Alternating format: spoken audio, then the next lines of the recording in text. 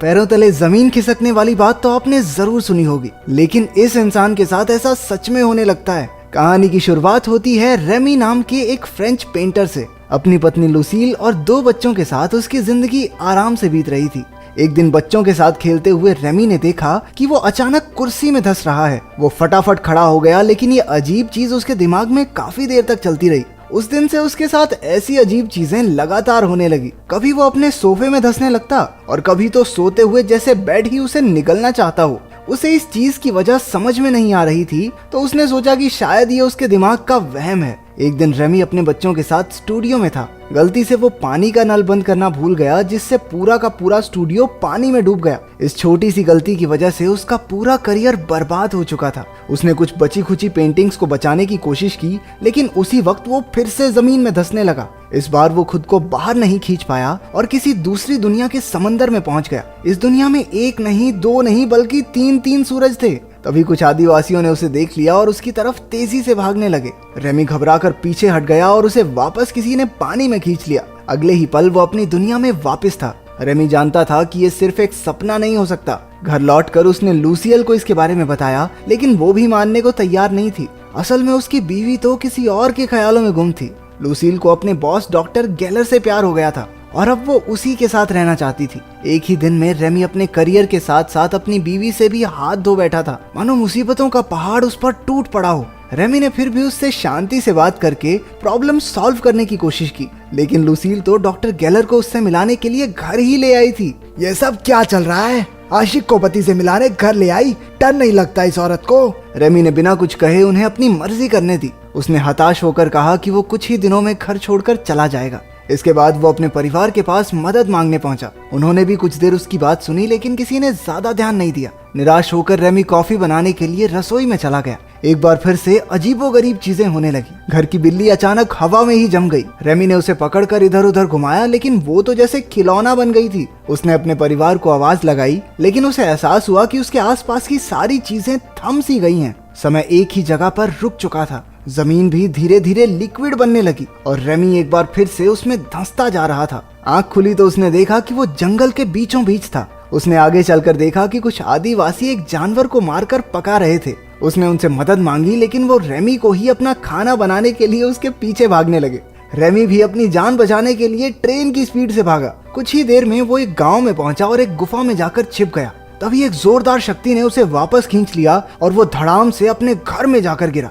सारी रसोई में चीजें इधर उधर बिखर गई थी। उसके परिवार ने आकर देखा तो रेमी ने उन्हें समझाने की बहुत कोशिश की, लेकिन उन्हें लगा अरे कॉफी में मिला के पीने लग गया, ये तो बीवी छोड़ की सदमे में आ गया बेचारा, हाय।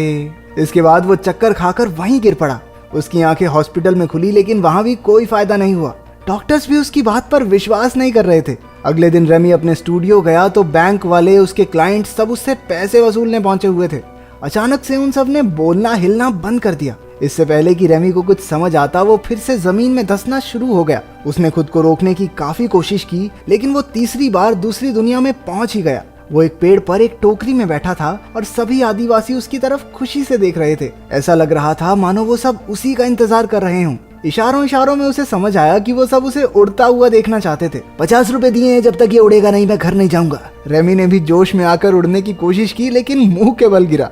उन्होंने जबरदस्ती उसे एक हरे रंग का जादुई फल खिला दिया, जिससे अचानक वो एक दूसरे की बातें आराम से समझने लगे। फिर कबीले के सरदार ने उन्हें समझाया कि वो आखिर उनकी दुनिया तक पहुंचा कैसे। असल में सभी आदिवासी जोटैन नाम के एक भयानक राक्षस से परेशान थे। वो किसी को भी उठाता और मारकर खा जाता था। कबीले के विद्वानों ने पता लगाया कि उनकी एक पौराणिक किताब के हिसाब से दूसरी दुनिया का एक आदमी ही उन्हें राक्षस से बचा सकता है। इसलिए वो तंत्र मंत्र से उस हीरो को अपनी दुनिया में लाने की कोशिश में लगे थे। रेमी के साथ वो अजीबोगरीब घटनाएं भी इसलिए हो रही थी क्योंकि वो ही उस कबीले का रक्षक है। लेकिन जो आदमी अपनी बीवी के आशिक को नहीं पीट पाया, वो राक्षस को क्या मारेगा? उसने कबीले की मदद करने से साफ इनकार कर दिया। लेकिन आदिवासियों ने उसका मन बनाने के लिए उसे एक चट्टान से उल्टा लटका दिया। फिर उसे एक गुफा में रखा गया, जहां बैठकर उसे राक्षस से लड़ने का प्लान सोचना था। भूख लगने के कारण रेमी ने जैसे ही वहां रखा एक तरबूज उठाया, वो वापस अपनी दुनिया में पहुंच गया। इस बार उसने लोगों को अपनी कहानी बताई ही नहीं। वो जानता था कि कोई यकीन तो वैसे भी नहीं करेगा। इसके बाद वो एक लाइब्रेरी में जाकर अपनी मुश्किल का हल गूगल से पूछने लगा, लेकिन गूगल के पास भी इसका कोई हल नहीं था। अब उसने भर भर के प्रोटीन देना शुरू कर दिया ताकि वो ताकतवर बन के जोटैन को हरा सके। अगली बार वो दूसरी दुनिया में नए जोश के साथ पहुंचा।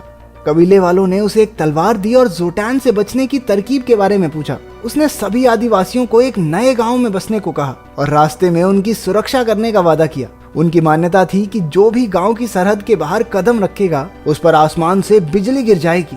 रेमी ने सबसे पहले सरहद पार करके दिखाई कि कुछ नहीं होगा और देखते ही देखते उसके पीछे सारा गांव चलने लगा। अब सबको यकीन हो गया था कि रेमी ही उनका हीरो है। कुछ घंटों बाद जोटैन के 2 आदमियों ने उनका रास्ता रोक लिया। उन्होंने सबको गांव लौट जाने को कहा, लेकिन रेमी ने उनका बहादुरी से मुकाबला किया और तुक्के से एक को तो मार भी दिया। कुछ देर बाद उन्हें खबर मिली कि जोटैन उनके कबीले पर हमला बोलने वाला है। अपनी दुनिया में वापस आकर रेमी ने युद्ध कला और इतिहास के बारे में किताबें पढ़नी शुरू कर दी। वो लड़ाई की टेक्निक्स और तरकीबों के बारे में पढ़ने और समझने लगा। उसे एहसास हुआ कि युद्ध जीतने के लिए लड़ने वालों में जोश जरूरी है। अगली बार जब वो उनसे मिला तो उसने एक जबरदस्त भाषण देकर उनमें अपने और अपने परिवार के लिए लड़ मिटने का जज्बा भर दिया। कबीले का हीरो होने की वजह से रेमी भैया को लड़कियों की कमी तो थी नहीं, लेकिन फिर भी वो किसी की तरफ आंख उठाकर तक नहीं देखता क्योंकि वो अभी भी अपनी पत्नी से प्यार करता था। कुछ देर बाद वो अपनी दुनिया में वापस आया और अपने बेटे के साथ थोड़ा समय बिताने लगा। जब रेमी कबीले में लौटा तो उसने देखा कि लड़ाई तो पहले ही छिड़ चुकी थी। वो लोग जोटैन की आर्मी से बुरी तरह हार रहे थे और लोगों को मरने से बचाने के लिए वो वापस उन्हें अपने ठिकाने पर ले आया। इसके बाद रेमी ने उन सबको आगे का प्लान बताया। अगले दिन वो सो रहे दुश्मन सैनिकों के पास गया और उनकी बेइज्जती करनी शुरू कर दी। किसी को थप्पड़ दिए तो किसी को चिढ़ाया और सबको अपने पीछे लगा लिया। उसका प्लान सही जा रहा था। दुश्मन सैनिक उसका पीछा करते हुए खाली जमीन पर आ गए और वहीं रेमी ने अपनी सेना को वार करने का ऑर्डर दे दिया और खुद भागकर एक खोखले पेड़ में छिप गया। आदिवासियों ने तीरों से हमला कर दिया जिसमें आधे दुश्मन मारे गए और बाकी मैदान छोड़कर भाग निकले। सबने रेमी के सामने सर झुकाया क्योंकि वो ही उनका असली हीरो था। युद्ध के बाद वो सब एक नई जमीन पर बस गए। रेमी अब उनका राजा बन चुका था। अपनी मॉडर्न नॉलेज से उसने गांव में काफी नई नई चीजें बनवाई। धीरे धीरे उन्होंने बहुत तरक्की कर ली। वहाँ रेमी को एक भगवान की तरह पूजा जाता और वो हर समय लड़कियों से घिरा रहता। वहाँ रहकर उसने एक मोनालिसा जैसी पेंटिंग भी बना दी। देखते ही देखते 6 महीने बीत गए और इतने समय से राजा रहने के बाद रेमी थोड़ा बदल चुका था। पहले वो लुसील के बॉयफ्रेंड गैलर से डरता था, लेकिन अब तो उसे देखकर गैलर के पसीने छूट जाते थे। एक दिन उन दोनों में हाथापाई भी हो गई और उसे पीट कर रेमी को बहुत शांति मिली। वक्त के साथ साथ रेमी की सफलता उसके सर पर चढ़ गई थी। वो अपने लोगों के साथ गुलामों जैसा बर्ताव करने लगा। लोगों ने कुछ महीनों तक तो चुपचाप उसके ऑर्डर्स माने, लेकिन बाद में उन्होंने उसके खिलाफ बोलना शुरू कर दिया। जब रेमी को इसकी भनक लगी तो उसने लोगों से बात करने की कोशिश की। उन्होंने कहा कि वो उनसे काम ज्यादा करवाता है और पैसे बहुत कम मिलते हैं। अब उन्हें आलीशान महलों की नहीं बल्कि लोगों की जिंदगी सुधारने की जरूरत है। रेमी ने उनसे समझौता करने की कोशिश भी की, लेकिन कोई फायदा नहीं हुआ। अब पानी उनके सर से ऊपर जा चुका था। विरोधियों ने उसे बंदी बनाकर गांव से बाहर फेंक दिया। इस घटना के बाद उसने अपना सबक सीख लिया था। अपनी दुनिया में वापस आकर रेमी ने एक दोस्त से मदद मांगी ताकि वो फिर से अपना स्टूडियो शुरू कर सके। उसने घमंड को अपनी जिंदगी से बिल्कुल निकाल फेंका। उसकी जिंदगी में डेल्फिन नाम की एक औरत आ गई और दोनों एक दूसरे को पसंद करने लगे। लेकिन जैसे ही डेल्फिन ने पहली बार रेमी को किस किया, वो एक बार फिर से दूसरी दुनिया में पहुंच गया। गांव के लोगों ने एक बार फिर से उसे बुलाया था क्योंकि मान्यता पूरी करने के लिए जोटैन को मारना जरूरी है। हालांकि रेमी इस सब में नहीं पड़ना चाहता था, लेकिन उन लोगों ने जबरदस्ती उसे जोटैन की गुफा में धक्का दे दिया।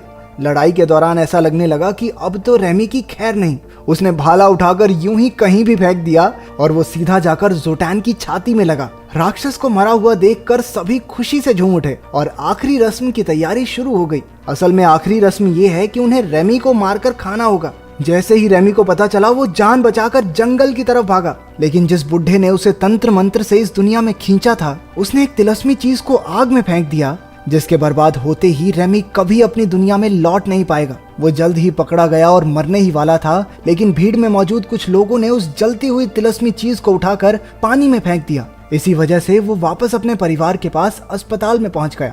लुसील और डेल्फिन दोनों वहीं मौजूद थी। जब डेल्फिन को पता चला कि उनका डाइवोर्स अभी फाइनल नहीं हुआ है, तो उसने फिलहाल रेमी से दूर रहना ही सही समझा। उसे मरता देखकर लुसील को एहसास हुआ कि वो अब भी रेमी से ही प्यार करती है और वो बॉस के साथ चक्कर तो उसकी बहुत बड़ी गलती थी। कितनी दोगली औरत है ये। लेकिन अपने सख्त लौंडे रेमी ने कहा, ओके दीदी बाय। उधर दूसरी दुनिया में आदिवासियों ने रेमी का बहुत बड़ा स्टैचू बनाकर अपने हीरो के रूप में उसे याद किया। आखिर में हम देखते हैं कि लुसील और रेमी एक बीच पर अपने बच्चों के साथ थे। उन्होंने एक बार फिर से एक नई जिंदगी की शुरुआत की। यहाँ अपना रेमी पिघल गया। तो तुम्हारे हिसाब से उसे लुसील पर भरोसा करना चाहिए या नहीं, कमेंट्स में जरूर बताना।